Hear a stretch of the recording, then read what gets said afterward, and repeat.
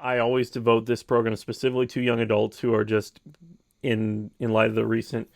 changes going on in the church and outside the church, who are just kind of tearing their hair out in a manner of speaking, trying to figure out how they can live not only as good Christians but also as good Catholics. But what advice or what encouragement would you give to really the young adults who do have same sex attraction, who may see themselves more as gay, and who are struggling to,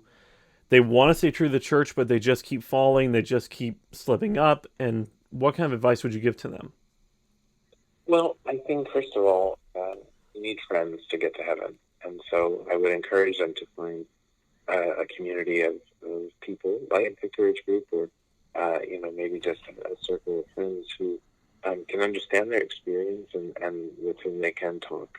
very frankly and openly about what's going on, what they feel, what they desire, but who are going to hold each other accountable and encourage one another to strive for chastity, right? And I think one of the reasons that sexual sins are so difficult to overcome is because they're mostly hidden, right? And can carry a burden of great shame and guilt, which only gets worse when the enemy is able to get in our ear and say, "And you're all alone. This is all on you to figure out all by yourself." So certainly regular confession and maybe asking a priest to serve as a spiritual director, or at least to be able to have conversations on a regular basis, that can be very helpful. And then just, as I say, a good community, a good circle of friends that can be supportive and who are going to tell you what you need to hear, not necessarily what you want to hear, and but are going to take your desires and experience and your questions and take all that seriously and do their best to help you and support you as you strive for answers. So,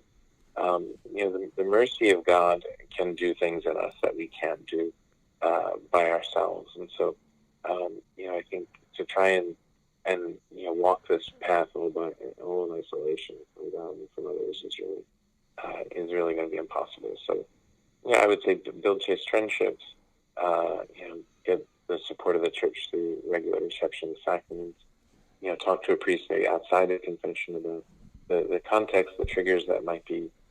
making chastity more difficult. And then to really trust that God has a plan. The desires that people have for loving and receiving love, for being seen, for being accepted, for being connected, those are all God-given desires, and He has a plan for us to fulfill them. And we need to ask Him for the theological virtue of hope, so that we